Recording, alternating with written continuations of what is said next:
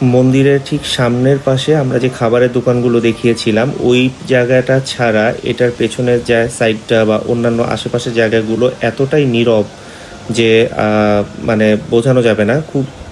খুব পিসফুল একটা জায়গা।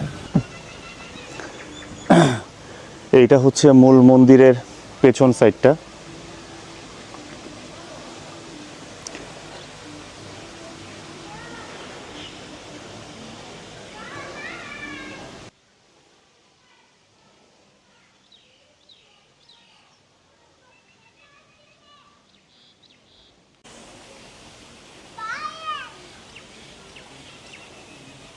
এটা কোনো একটা দেবতা যার পাশে অন্যান্য দেবদেবী বা কেউ তাকে প্রণাম করে মাথা নত করে আছে।